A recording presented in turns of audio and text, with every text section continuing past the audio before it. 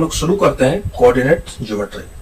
ये ना मैथमेटिक्स का एक बहुत ही इंपॉर्टेंट पोर्शन होता है और ये आपको जेईई और मेंस में बहुत ज्यादा पूछा भी जाता है। तो मैं कोशिश करूंगा कि पूरी कोऑर्डिनेट ज्योमेट्री मैं आपको शुरू से लेके अंतिम तक मैं आपको पूरा डिटेल में एक एक पॉइंट और हर एक डेरिवेशन के साथ विथ न्यूमेरिकल्स मैं आपको पूरा कॉन्सेप्ट इसका क्लियर कर सकूं। आइए शुरू करते हैं। तो सबसे पहले हमें जानना पड़ेगा कि कोऑर्डिनेट ज्योमेट्री होता क्या है। तो इसके लिए हमें इसकी डेफिनेशन लेनी होगी, ठीक है। तो एक बार हम लोग देखते हैं इसकी definition. The coordinate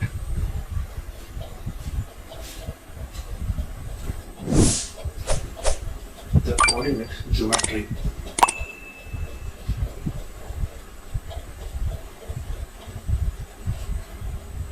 is that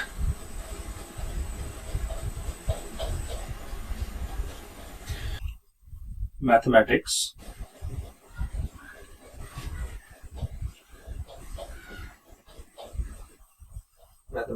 in which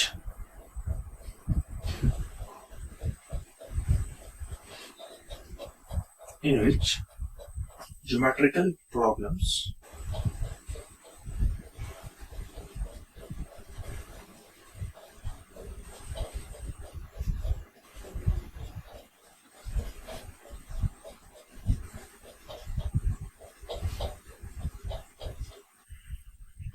are solved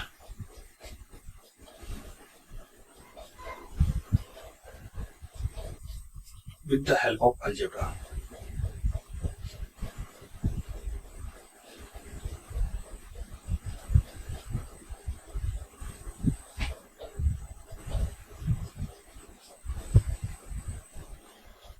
ठीक है। तो अलजेब्रा के मदद से हम लोग मैथमेटिक्स के जिस ब्रांच को है ना सॉल्व करते हैं ज्योमेट्रिकल प्रॉब्लम्स को, उस पूरे सिस्टम को हम लोग कोऑर्डिनेट ज्योमेट्री बोलते हैं। अब कोऑर्डिनेट ज्योमेट्री में जो सबसे इंपॉर्टेंट रोल प्ले करता है हमारे कोऑर्डिनेट ज्योमेट्री का, वो हमारा होता है coordinate axis.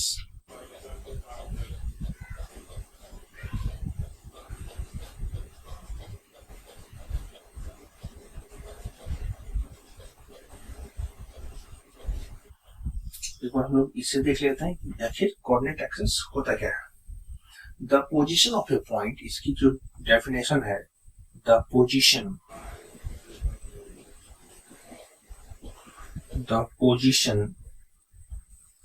of a point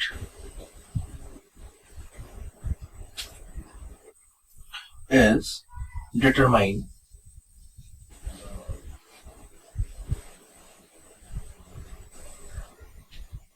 with reference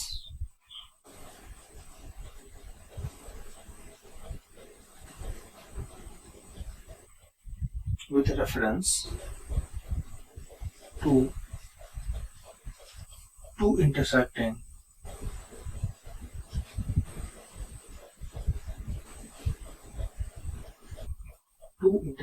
straight lines.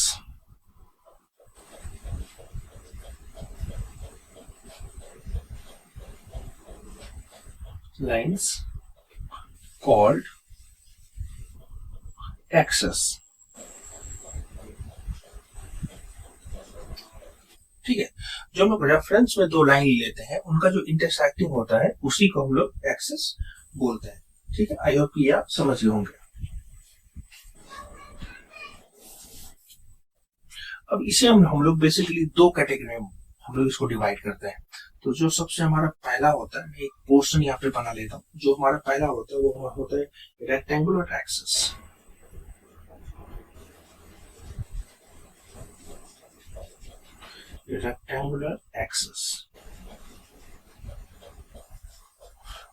ठीक है। इसमें क्या होता है कि जो आप 9th-10th में पढ़ते आ रहे हो ना, उसी को हम लोग बोलते हैं। ये हमारा x होता है, फिर हमारा इधर y हो जाता है, इधर हमारा हो गया x डैश और ये हमारा हो जाता है y डैश। ठीक है, ये तो आप जानते हो। ये जो एंगल हमारी होती है 90 डिग्री होती है, इसे हम लोग बोलते हैं first quadrant.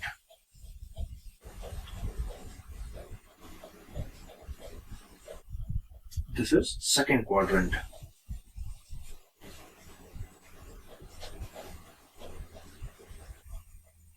This is third quadrant,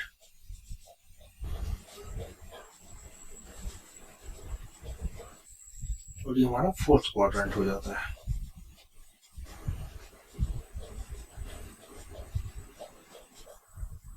ठीक है, देखिए बेसिक्स जब तक आपका क्लियर नहीं होगा तब तक आप हायर लेवल के प्रॉब्लम्स अटेम्प्ट नहीं कर पाएंगे। तो मैं चाहता हूं कि आपको ये वीडियो देखने के बाद आप इसको देख के वीडियो पॉज करके पूरा नोट्स तैयार कर सकते हैं। आपको कोई भी टेक्स्ट बुक पढ़ने की जरूरत पड़ेगी ही नहीं, इतना तो मैं आपको बता सकता हूँ। अब बस ये वीडियोस अगर फॉलो करते हो और इसके नोट्स प्रॉपर अपनी नोटबुक में बनाते हो, you don't need to follow any type of videos or any type of you don't need to follow any type of books. These are sufficient. एक और होता है जो हम लोग बेसिकली इग्नोर कर देते हैं कभी कभी, that is called oblique access.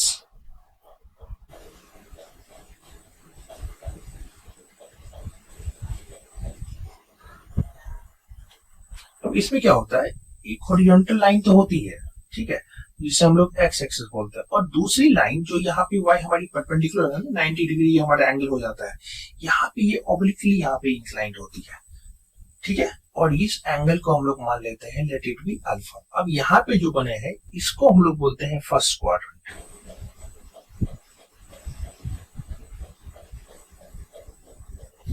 और ये हमारा हो गया सेकेंड क्वाड्रेंट।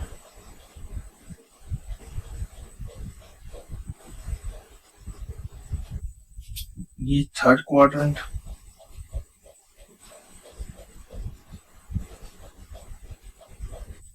और ये हमारा हो जाएगा फोर्थ क्वाड्रेंट।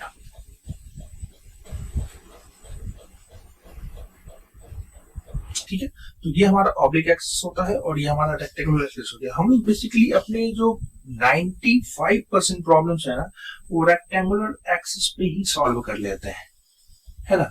ये हमें पढ़ने की जरूरत नहीं पड़ती, बहुत ही रेयर केस है, कभी कोई प्रॉब्लम इस पे आ गया तो आ गया, नहीं तो वैसे आता तो नहीं, लेकिन फिर भी जानना जरूरी है।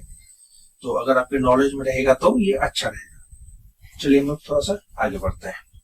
तो उसके लिए मुझे इसे इरेज करना पड़ेगा, तो आप वीडियो को पॉज करके इसे अच्छे से देख सकते हैं और इसके पूरे अच्छे से नोट्स तैयार कर सकते हैं। आपको कोई और बुक्स पढ़ने की जरूरत कभी नहीं पड़ेगी, इसमें आपको सफिशिएंट मटेरियल उतना मैं प्रोवाइड कर दूंगा। अब इसके बाद जो हमारा अगला टॉपिक शुरू होता है वो हमारा है रेक्टेंगुलर कार्टेशियन सिस्टम, या आप इसको बोल सकते हैं रेक्टेंगुलर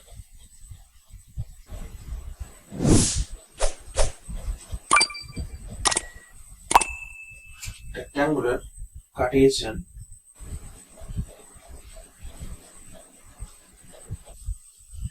कोऑर्डिनेट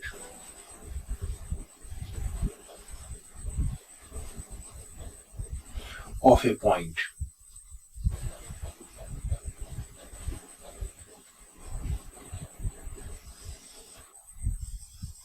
अब देखिए क्या होता है, सपोज कि हमारे पास कोई भी एक एक्सेस है कुछ ऐसा, ये हमारा एक्स एक्सेस हो गया और ये हमारा हो गया वाई एक्सेस।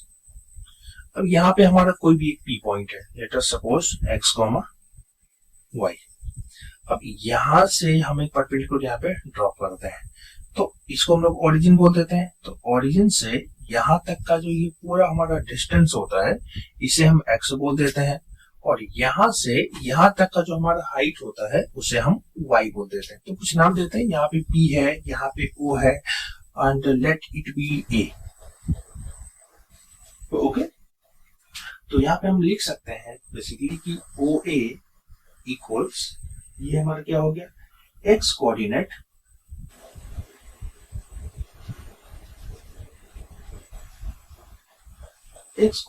और इसका एक और नाम होता है जो अपनी क्लास 10th में भी पढ़ा होगा, एब्सिसा।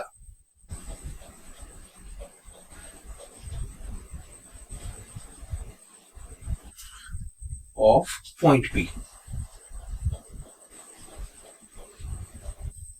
ठीक है, तो ये जो हमारा पी हो गया, तो एक परपेंडिकुलर ड्रॉ करने के बाद ओरिजिन से यहाँ तक का जो हमारा डिस्टेंस होता है उसे हम एक्स कोऑर्डिनेट बोल देते हैं। अगला हमारा क्या आ जाएगा, जैसे पी ए हो गया।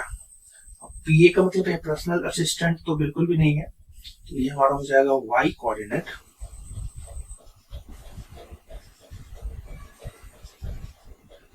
उस इसका भी एक और नाम होता है, that is ordinate.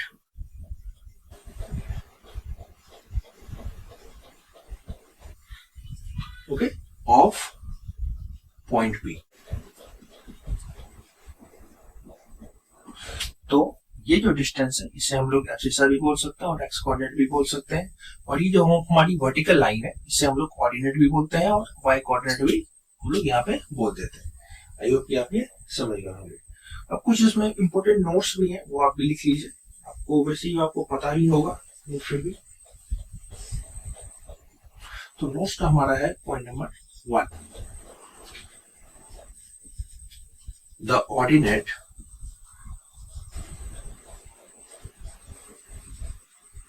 of every point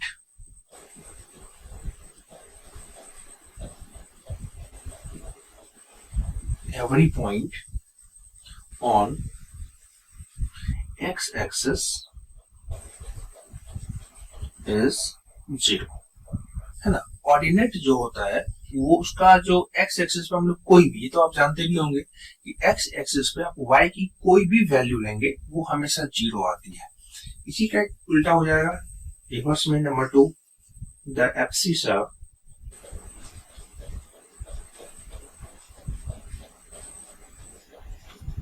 of every point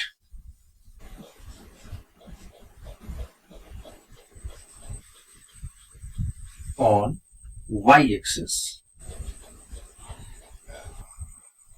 is 0। ठीक है, तो y एक्सिस पे हमारा x का कोऑर्डिनेट हमेशा 0 होता है। आई होप कि आपको ये समझ आ रहा होगा। आप वीडियो को पॉज करके प्रॉपर नोट्स इसके बना सकते हैं। द एब्सिसा एंड ऑर्डिनेट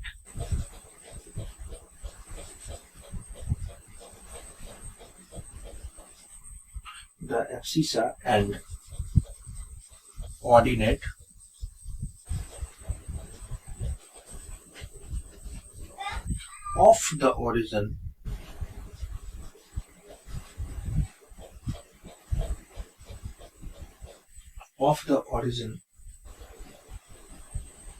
आप यहाँ पे लिख सकते हैं ओरिजिन का जो हमारा कोऑर्डिनेट होता है 0 0 are both 0।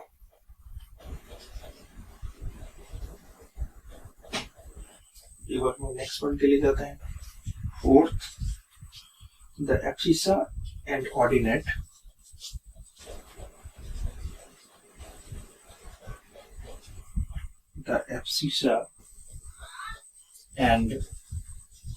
ordinate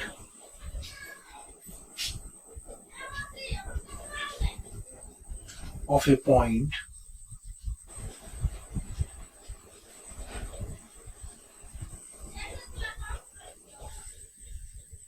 are at perpendicular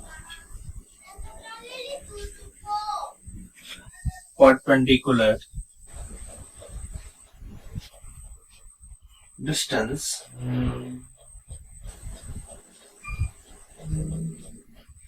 from y-axis and x-axis respectively।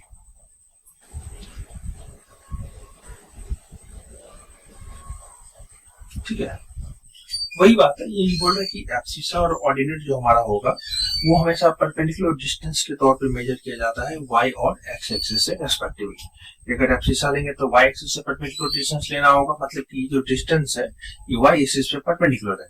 जब हम लोग ऑर्डिनेट लेंगे ये जो हमारा डिस्टेंस होता है ये x एक्सिस पे हमारा परपेंडिकुलर होता है। ये तो हमारा पूरा कार्टेशियन सिस्टम का जो भी हम लोग पॉइंट को लोकेट करते हैं कोऑर्डिनेट एक्सिस पे, उसकी पूरी डिटेल, इससे ज्यादा डिटेल आपको किसी भी बुक में नहीं मिलेगी। आप दुनिया के किसी भी ब्रांड की बुक को खोल लो, these details are sufficient enough. Okay, तो हम लोग चलते हैं अपने अगले पॉइंट पे। तो मैं इसे इरेज कर रहा हूँ, आप वीडियो को पॉज करेंगे और इसका प्रॉपर नोट्स बना लेंगे।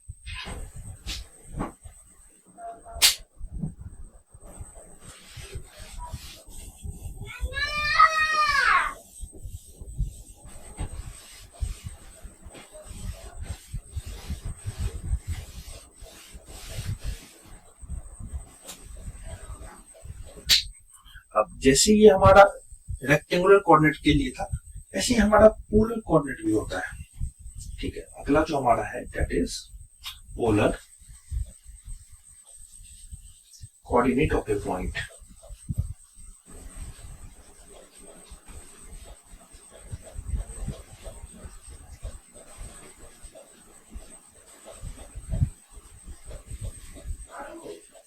ठीक है, ये नोट्स मैं आपको इसीलिए दे रहा हूं कि अगर कोई बिगिनर भी होगा तो इन नोट्स को पढ़ के वो पूरी कोऑर्डिनेट ज्योमेट्री को समझ सकता है, आखिर कैसे कोऑर्डिनेट ज्योमेट्री हमारा वर्क करता है। तो पोलर हमारा कोऑर्डिनेट क्या होता है, तो मान लेते हैं हम लोग कि ये हमारा एक एक्स एक्सिस है, यहां से सपोज ये हमारा एक एक्स एक्सिस हो गया, ठीक है, और ये हमारा हो गया ओरिजिन। अब यहाँ पे कोई एक पी पॉइंट है, तो इसको हम लोग क्या करते हैं, ओरिजिन के साथ मिला लेते हैं और इस एंगल को कुछ नाम दे देते हैं, लेट इट बी अल्फा। और पी का जो हमारा कोऑर्डिनेट है इसे हम मान लेते हैं थोड़ी के लिए आर कोमा थीटा, क्योंकि पोलर में क्या होता है कि हम लोग किसी भी पॉइंट को आर और थीटा के फॉर्म में ही दिखा सकते हैं। जैसे रेक्टेंगुलर में हम लोग एक्स और वाई के फॉर्म में दिखाते थे, तो पोलर में हम किसी भी पॉइंट को आर और थीटा के फॉर्म में लोकेट करते हैं। अब यहाँ पे हमारा कुछ कुछ टर्म्स आता है, जैसे कि जो हमारा O और P होता है that is equal to R। इस R को हम लोग नॉर्मल डिस्टेंस नहीं बोलते हैं, दैट इज रेडियस वेक्टर। इसे हम लोग रेडियस वेक्टर बोलते हैं, ठीक है। और हमारा रहा है एंगल, जैसे हमारा एंगल हो गया POX, तो इसे हमने क्या कंसीडर किया है, अल्फा, तो इसे हम लोग बोलते हैं वेक्टोरियल एंगल। वेक्टोरियल एंगल कुछ नाम जो आपको, ये सब नेम आपको दिमाग में रहने चाहिए, ठीक है। Then the order pair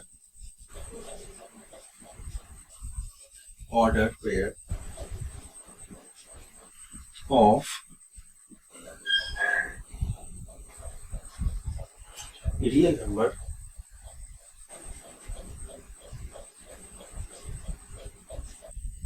R, alpha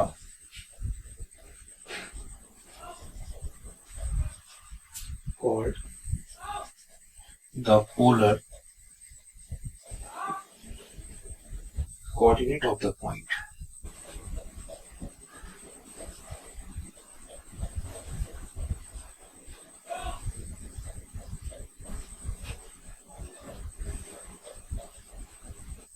Of the point P, ठीक है। तो इसका जो हम लोग का ऑर्डर पेयर होता है उसी को हम लोग बोलते हैं पोलर कोऑर्डिनेट। अब इसके बारे में हमें कुछ चीजें हैं जो हमें याद रखनी चाहिए, जिससे मैं अक्सर नोट के टर्म में लिखता हूं। तो पॉइंट नंबर 1 देखिए, R जो है हमारा distance, R may be negative, positive और नेगेटिव according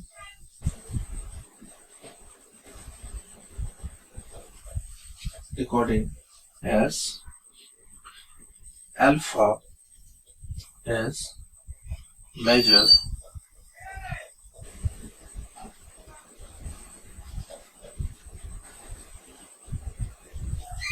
in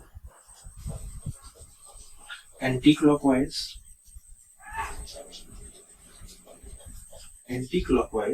और क्लॉकवाइज।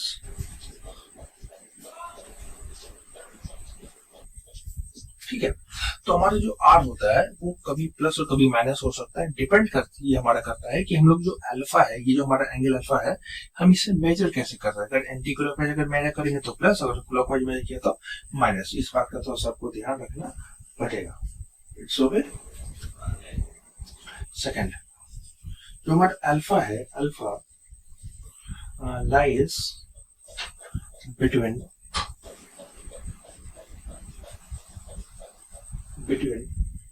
माइनस पाई टू पाई।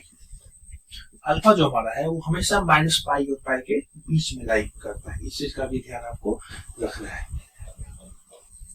अभी यहाँ पे ये बात भी है कि कुछ अगर if it is minus pi, then we have to add 2 pi on it. तो हमें इसे 2 पाई में ऐड करना पड़ेगा अगर हमारा अल्फा का वैल्यू क्या होगा, माइनस पाई से छोटा हो गया। तो इसे कुछ हम लोग नाम भी बोलते हैं। It is also called principal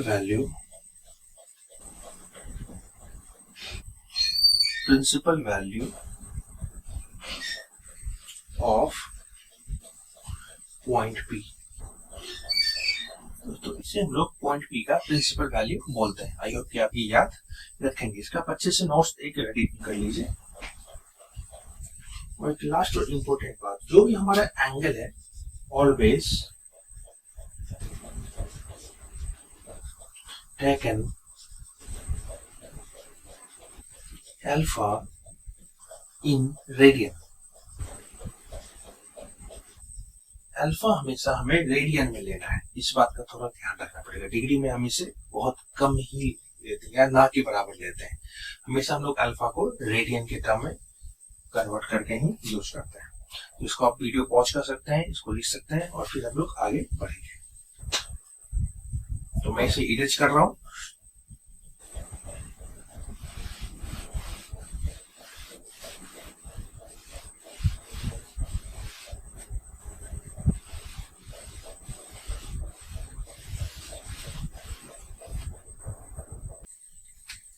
अगला जो हमारा टॉपिक होगा वो होगा relation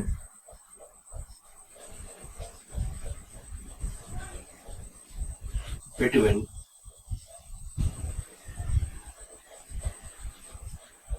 the polar and Cartesian coordinate.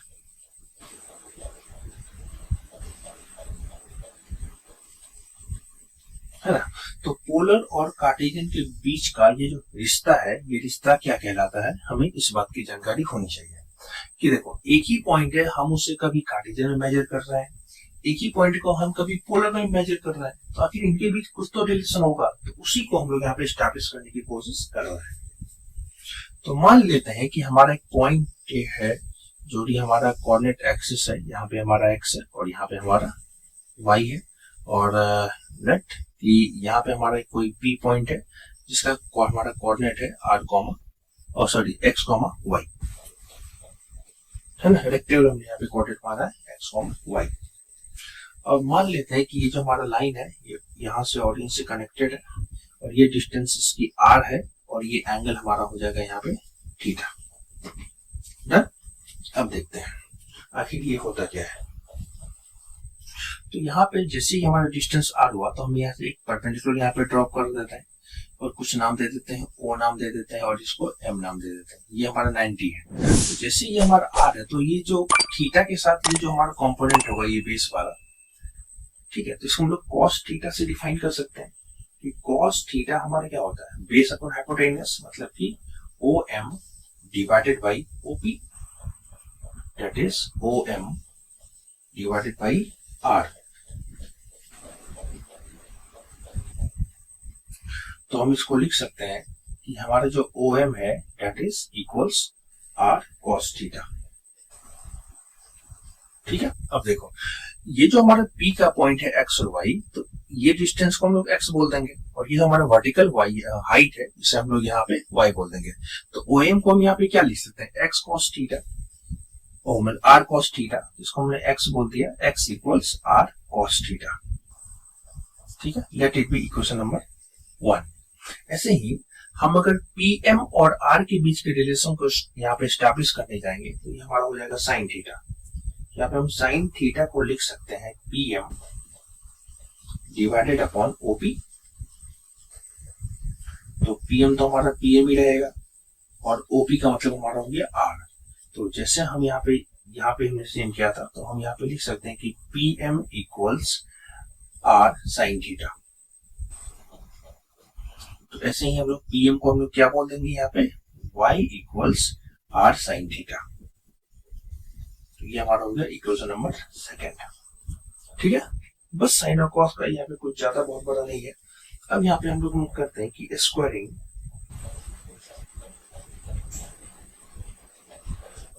And adding.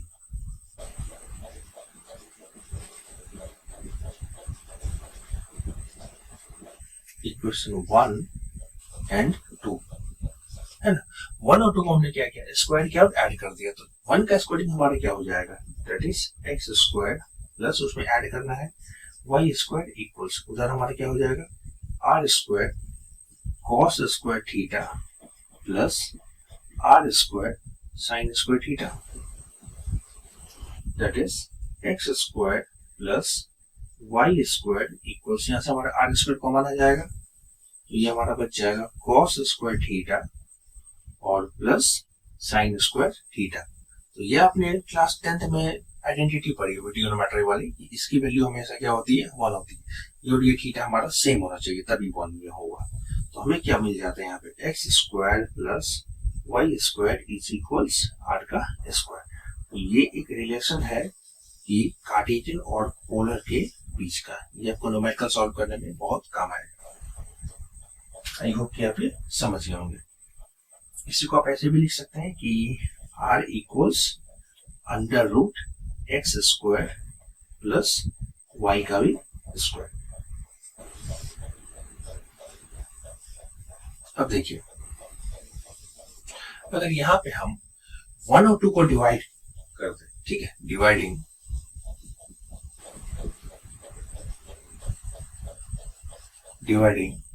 Equation 2 bye 1, तो 2 तो हमारा आर साइन थीटा, ये हमारा आर कॉस थीटा, तो r sine theta divided upon r cos theta, तो इक्वल्स में क्या हो जाएगा हमारा, y डिवाइडेड अपॉन x, क्योंकि इसकी वैल्यू y है, आर आर हमारा कैंसिल हो गया, तो ये क्या हो जाएगा हमारा tan theta is equals y upon x। तो इसके हेल्प से आप क्या करेंगे, तो पोलर कोऑर्डिनेट में जो हमारा थीटा है, जो हमारा एंगल होता था, ये एंगल आप यहाँ से बाहर कर देंगे। अब यहाँ पे क्या होता है कि ये पॉइंट तो जो मैंने भी कंसीडर किया है, ये तो भी फर्स्ट क्वाड्रेंट में है, तो जरूरी नहीं है ना कि हर क्वेश्चन जो आप बनाएंगे ये पॉइंट आपका फर्स्ट क्वाड्रेंट में भी सेकंड में आ सकता है, थर्ड में आ सकता है, फोर्थ में आ सकता है, कहीं भी ये पॉइंट हमारा आ सकता है। अब हर एक जगह के लिए तो सेम फॉर्मूला अप्लाई नहीं होगा ना, सबके लिए तो अलग अलग हो, कहीं हमारा x पॉजिटिव है, कहीं हमारा x नेगेटिव है, कहीं x में दोनों नेगेटिव है। अब जैसे थर्ड में दोनों नेगेटिव है, फोर्थ में x हमारा पॉजिटिव है, y हमारा नेगेटिव है, तो हमारे आंसर्स में थीटा में तो कुछ चेंजेस यहाँ पे हमारे आ जाएंगे। उस चीज से बचने के लिए हम लोग यहाँ पे क्या यूज करते हैं, तो हम लोग यहाँ पे मॉडल्स का यहाँ पे यूज कर लेते हैं।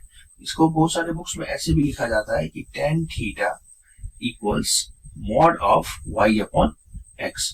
तो फिर बात ये आती है कि अगर पॉइंट डिफरेंट क्वाड्रेंट में तो एंगल तो चेंज होता रहेगा, और मॉड लिए तो मॉड में तो सारा माइनस प्लस हो जाता है, तो क्या सबके लिए थीटा सेम हो जाएगा? नहीं, ऐसा बिल्कुल भी नहीं है। तो इसके लिए मैं आपको एक फॉर्मूला बता देता हूँ यहाँ पे, और आप उसको यहाँ पे वैल्यू उसी से देके आप इसकी वैल्यू लिखेंगे, ठीक है। जैसे मान लीजिए क्वाड्रेंट है यहाँ पे, और यहाँ पे हम लोग लिख देते हैं थीटा। तो अपने पास बेसिकली क्वाड्रेंट कितने हैं? 4। ये फर्स्ट हो गया, देन सेकंड, थर्ड और फोर्थ। 4 हमारी क्वाड्रेंट हो गई। तो फर्स्ट क्वाड्रेंट में क्या होता है, जो थीटा आपको मिलेगा वही थीटा आपका आंसर हो जाएगा। पर सेकंड में जो भी थीटा यहां से आपको मिलेगा, आप उस थीटा को क्या करना, पाई में से सबट्रैक्ट कर देना, जो भी नेट मिलेगा वो थीटा आपका आंसर हो जाएगा। अगर हमारा पॉइंट थर्ड क्वाड्रेंट में हो तो आपके यहाँ से पहले नॉर्मल थीटा, अगर थर्ड क्वाड्रेंट में होगा तो पाई को जो है आप उस थीटा से सबट्रैक्ट कर देंगे, मतलब घटा देंगे। अगर फोर्थ में होगा तो थीटा के आगे हम जस्ट एक माइनस साइन पुट कर देना है। तो ऐसे ही डिफरेंट कोऑर्डिनेट्स के लिए, मतलब क्वाड्रेंट के लिए आपके जो एंगल आप यहाँ से निकालेंगे वो डिफरेंट फॉर्मूले के साथ आपको कैलकुलेट किए जाएंगे। आई होप कि आप ये बात समझ गए हैं। तो फिलहाल तो ये तो ठीक था, ये तो हमारा पोलर और कार्टेशियन के बीच का डायरेक्शन। अब इसमें कुछ कुछ न्यूमेरिकल सॉल्व करके हम लोग देखते हैं आखिर इसके न्यूमेरिकल कैसे वर्क करते हैं। तो इसको पॉज करके इसको अच्छे से नोट्स इसका बना लेंगे।